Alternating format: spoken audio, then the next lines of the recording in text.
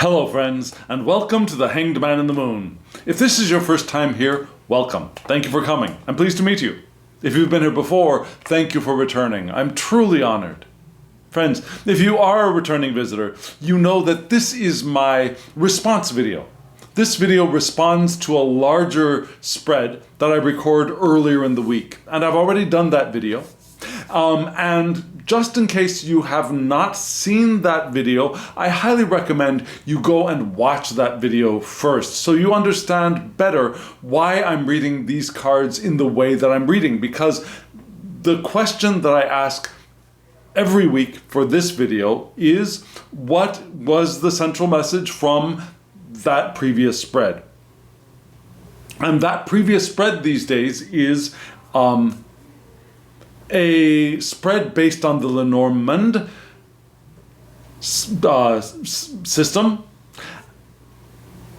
Though this lunar cycle I've taken a little bit of a detour and I'm using a Lenormand, which is an expanded deck, and I described that in that video. So if you haven't seen that video, I'll put a link up here for you to hop on over and take a look at that and then come back here so you get a sense of what it is we're talking about. And what? And the title for that video, just in case you did see that, but you watched it in bits and pieces, and that's okay. You're allowed to watch these videos in bits and pieces, and you just want a little refresher. The title for that video was Self in the World. And the idea for that video was, especially now during this holiday season, we want to find a way to be at home in our bodies. Open to intention, open to the eternal natures that we are, but not absorbing everything that could possibly be coming at us. We want to allow ourselves to have the ability to let the negative stuff flow by us as we flow forward with the power of intention. Does that make sense? So we had a lot of advice and some good outcomes indicated if we find a way to find our grounding within these bodies and find this as our safe space, a place of comfort, of security, of health, of love, joy, well-being, pure awareness, right here, right now of every day. So that was the basic idea. And so we've got this week's spread. I'll show you the spread and we'll talk about the spread and the cards. But before we do, I want to say thank you. Yeah, I want to say thank you to everybody who hits that thumbs up button and everybody who has and does subscribe to the channel. You are a blessing to not only the entire community, but a blessing to other people, because those actions, those little actions that you do, yeah, hitting the thumbs up button, subscribing, and also commenting below, that's a wonderful action too. All of those things tell YouTube to show this video and this channel to other people, and they could find this community and join in on the fun. And hopefully you think it's fun. I hope that you are enjoying this. I'm enjoying doing this with you, and I hope you are enjoying it too. So thank you for doing all of those things. And just in case you want a private reading from me, I will have a little QR code up here. You can use your phone to scan it if you're not watching this on your phone, and jump on over to my website, or my website address is not that difficult. It's down there in the description box below. It's derekjohnthomas.com. Go to that web address. You will find my shop very easily, I think, and look around at what I have to offer. If you want a reading, you can order a reading from me there. Okay? Okay, so friends, are you ready to take a look at this week's spread? I think it's going to be really interesting. It's a deck I haven't used in a little bit, so let me show it to you right now.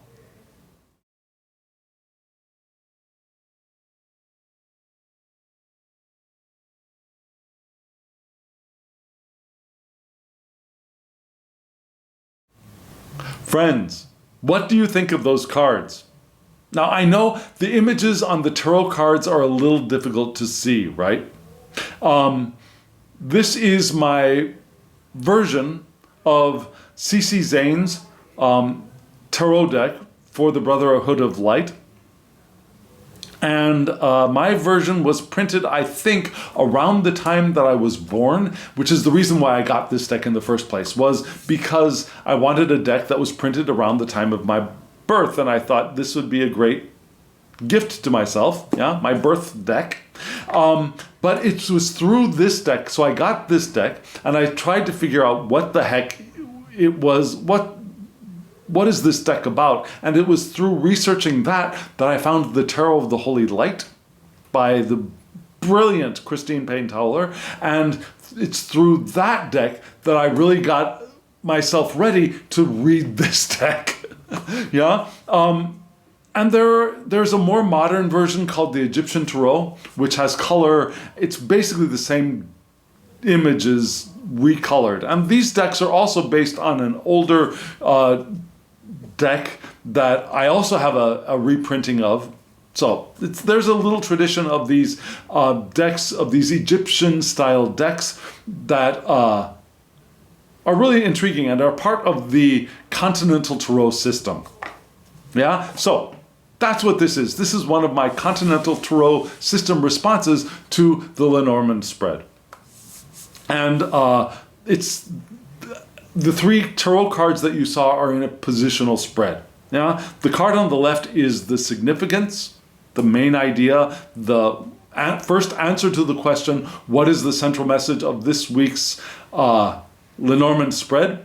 The second card is a card for a challenge, which could be a positive challenge, something we want to try to achieve, we want to attain, we want to reach for, or a negative challenge, an obstacle, something that is preventing our movement forward.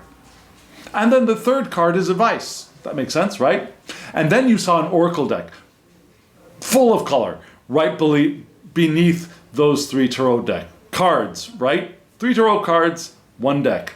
And the oracle card is from the Tuluku Oracle. It's a beautiful deck. And I was going to use a different oracle deck, but for some reason, I was really drawn to this deck, even though I thought, no, there's no way that this deck and these cards can work with such a plain black and, well, charcoal gray and white deck as the one from the Brotherhood of Light that I have. But looking at it now, again, having looked at it several times before now, there's something about it that I think flows beautifully with the tarot above. And I'm now really happy that I let myself follow that inspiration to choose this deck. So friends, we'll look at that oracle card carefully later in the video. First, we're going to look at those 3 cards from the tarot deck and read them together. So let me show you those 3 cards once more. Here they are.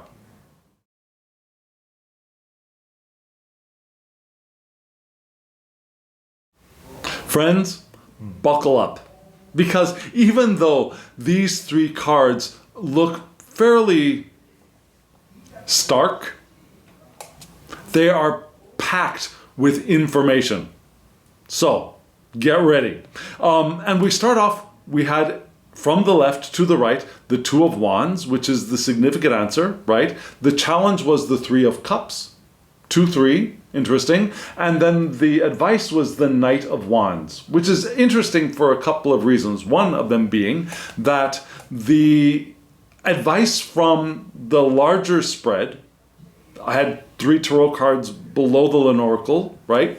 The advice card for that was the Knight of Pentacles.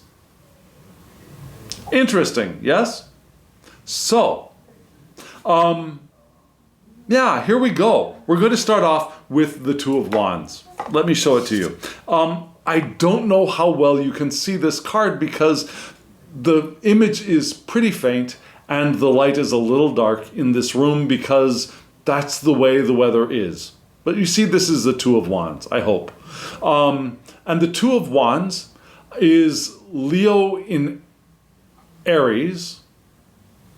Yeah, so we have the Sun in Aries, in the Leo decadent of Aries, the Sun in Aries, which gives us the fixed aspect of cardinal fire's vital attributes entering our reading, entering our spread, entering our natal charts even. Yeah, we have the fixed aspect, because of Leo, of cardinal fire, Aries, entering our spread. Now, because this is the Two of Wands, it's the second deck, I'm sorry, it's the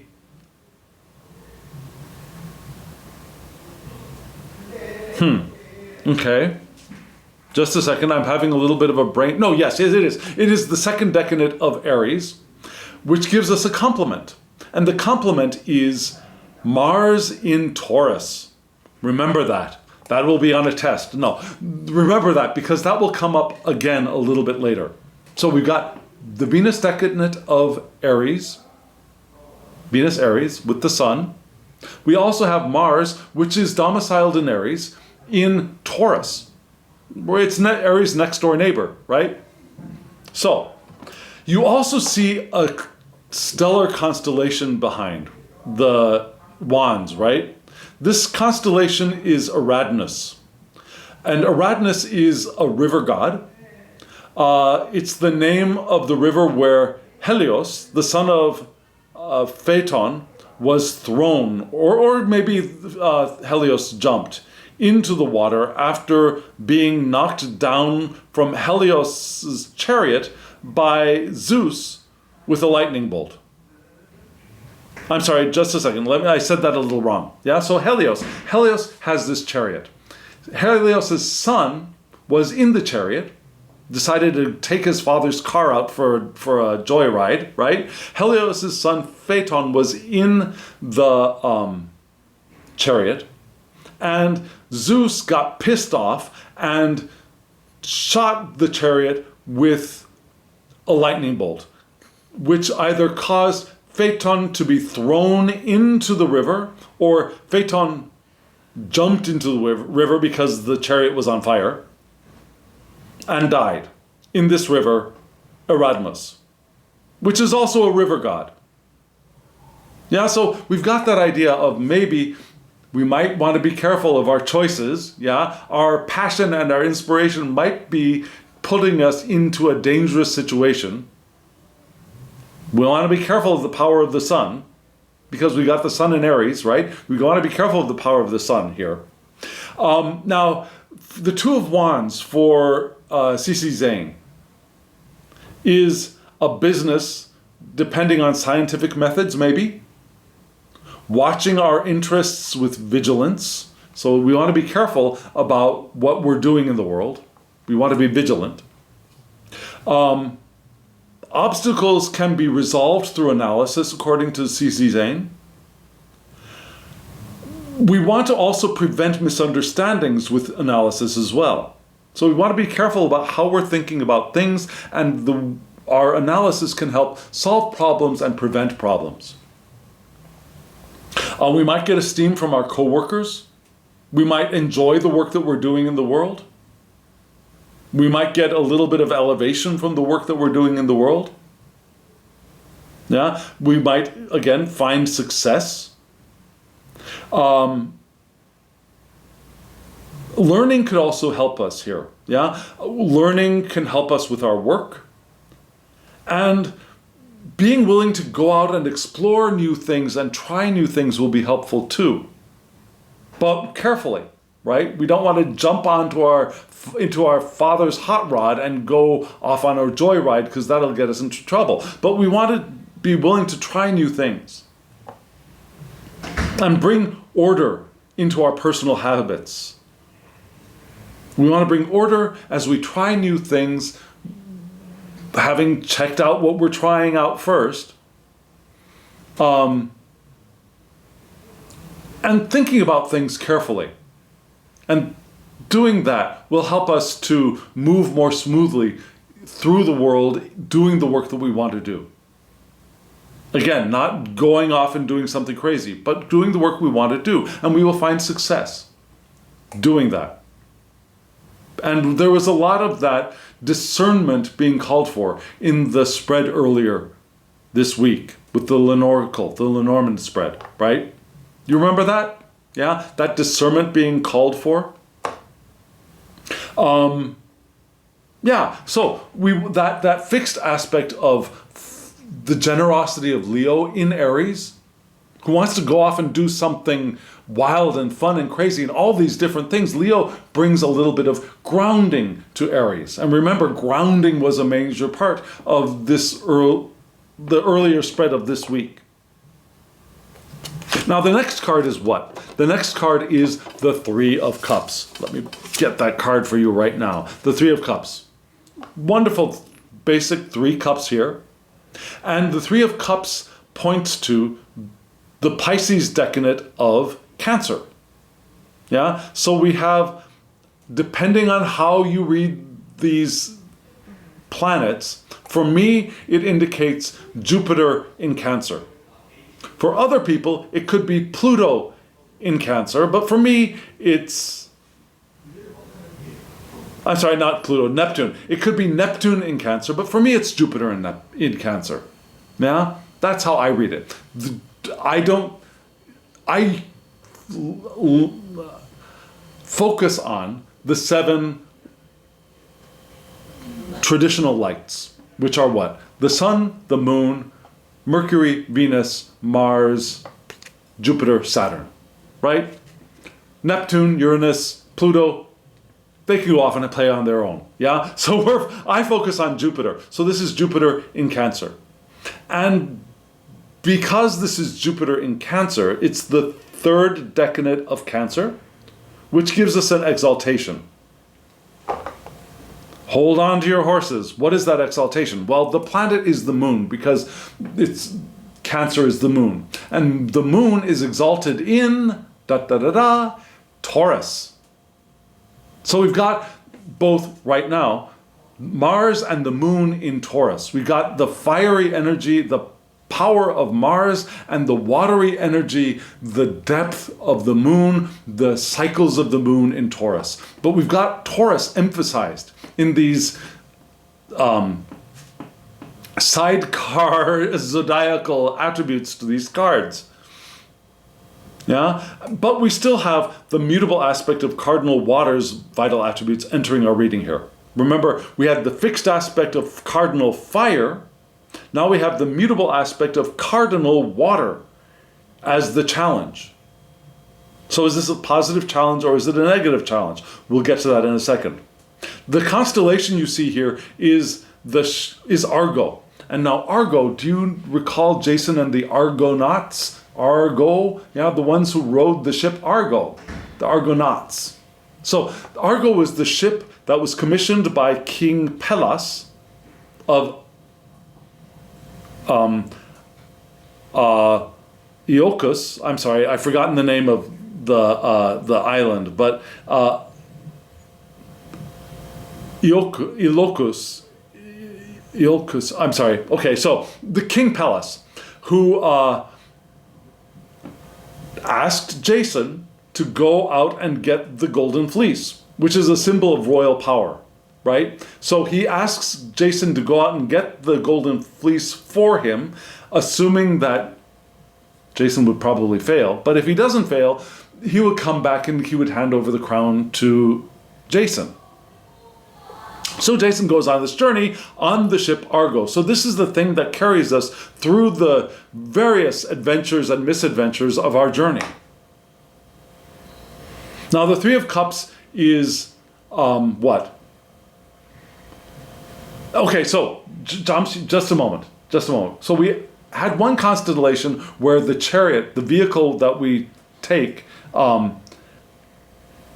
is dangerous and causes us to perhaps crash and burn or die or fall in the water. Yeah? This is a vehicle that will take us through the challenges on the water. So this sounds like a positive challenge to me, right? And it could be a marriage for love or romantic activity. It could be research, the ideas related through positive action. Ideas that we find which are related through our positive action in the world. It could be devotion to family, affections awakened for other people. It could be a warm friendship. It could be our faith in action as well. There are many, many ideas here. It could be the danger of overindulgence on the negative side. Yeah, unbridled emotions. Our emotions getting away from us and carrying us away. It could be the tendency to be oversensitive as well. These are things on the negative side that we want to avoid, I believe. It could also be prophetic dreams and acting upon our intuition, psychic revelations. It could be illusion on the negative side, but it could be our intuition, our dreams, revelations, psychic revelations coming to our assistance. So, if we do have the potential for psychic information and knowledge, we want to follow that. That would be great. Yeah, we want to do research. We want to be loving to family and friends and allow our affections to be awakened. That's our challenge now, I think. And we want to be careful of being oversensitive and overindulging in emotions, right? And that was indicated. That's part of, if we're grounded, if we are present in the now, we won't have those problems. And we can be open to sharing our emotions, to sharing affections indicated in this card. And we will be able to traverse any obstacles on that constellation ship Argo. Does that make sense? As a positive challenge for the response to this week's spread? So what is the advice? The advice is the Knight of Wands. And the Knight of Wands is associated with Leo. Remember, we had the Leo decade of Aries, which gives us our grounding in that cardinal aspect, right? So this is full-on Leo, which is the domicile of the sun, which can be dangerous if it's too hot, but if we own that sun, we will be fine. We have fixed fire's vital attributes entering our reading here. So this is strong determination to rise. Right? He has a forceful, candid nature and loves, honors, and high offers and high offices being admired. Actions spring from emotions, though. Yeah? Sometimes our negative emotions will make us react negatively, but our positive emotions will make us be generous and playful and fun and magnanimous. That's the side we want to follow. Right? Even our ideas are large and majestic in this card. We might be impulsive, passionate, and daring, but not crazy passionate and daring like an Aries might be. There's a passion and a daring that's here with the groundedness of the fixed Leo. Here we want to be honest and fearless and generous, right? We don't want to demand the impossible of other people. We want to allow them to be as they are and know that we are generous and we can help them. We can help them achieve their greatness because we are that wonderful, right? But we don't want to do it to get anything. We don't want to be the quid pro quo guy, right? We give because we can give and we are wonderful and we anticipate the applause. We know, but we're not doing it for the applause. We just know we'll get them. Right? So we don't want to be domineering. That would be our worst quality. We don't want to feel like we have, that we are entitled to people's admiration and worship, right? We don't want to feel that we are entitled to a higher position or importance, but we want to know that we will rise as we are fully ourselves. Does that make sense? So that's the advice, to be playful, to be joyful, to let our emotions bring us forward, to be from a grounded sense of strength and determination of a Leo. Yeah? Being honest and candid. As a Leo would be honest and candid, not as a Scorpio would. I've got Scorpio rising. So that part of my honest candidness could be damaging and painful. But the honesty and candidness of a Leo is magnanimous. It comes from love and generosity, right? And we can be that if we first find our grounding. That makes sense, yes? So we've got an oracle card to look at. And maybe this will help us to bring these ideas together a little bit more clearly. Here's that oracle card once more.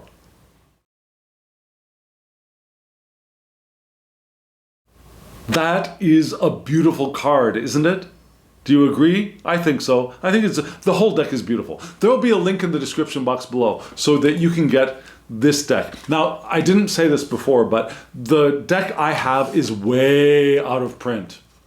You can get the modern colored version, which is just as good as this one. It's just different. Yeah, it's a mass market deck, and I'll put a link to that in the description box below. You can find the tarot deck on eBay sometimes. It's a little pricey if you can find it, but if you want this deck and you're okay with color, the color is pretty. I'm just saying, the color is pretty, and the line work is a little bit clearer.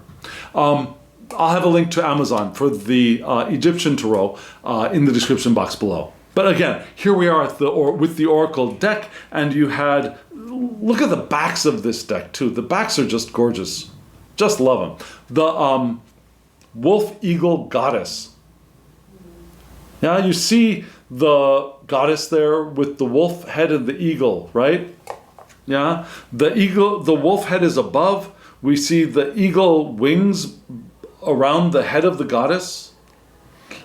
And it looks like it might be an eagle face pointing up towards her. Yeah? So who is this?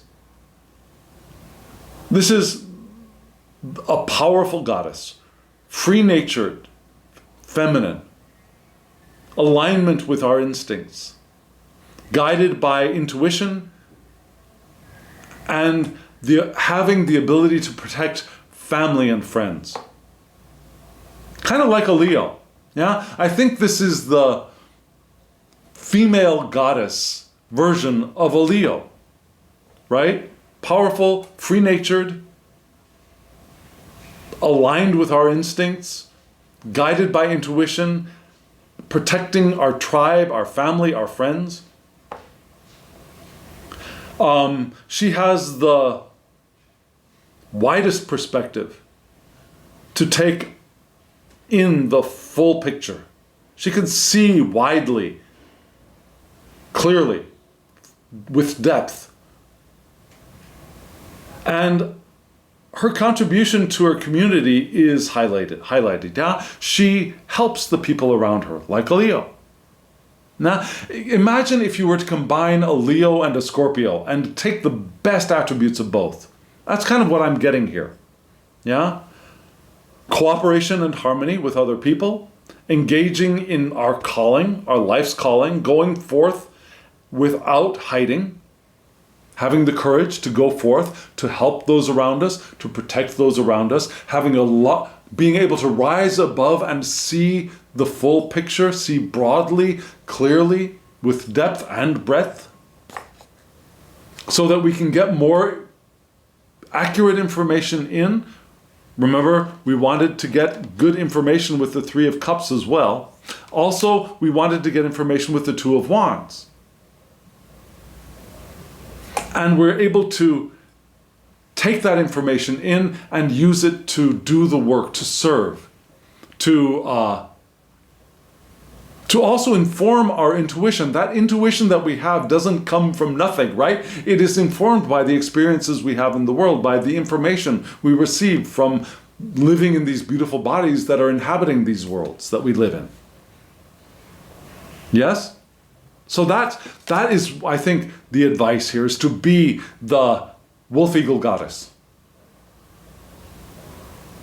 After we have engaged our grounded selves, then we can rise with the eagle. We can protect and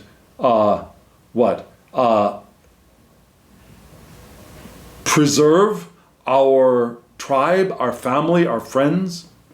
We can be generous. We can be powerful and productive. And we can move forward well, with direction, with the power of intention. Does that make sense? So yeah, I think this is good advice. The advice is once we've gotten that grounded nature, we want to inhabit that wolf eagle goddess nature within us. Yes? Okay, friends, thank you. What do you think? I'd love to hear from you. Let me know in the comments below. What does what does wolf eagle goddess mean to you? What does this image say to you? Let me know in the comments below. I'd love to hear from you. And friends, now, as always, I wish you love, joy, well-being, and pure awareness. Thank you.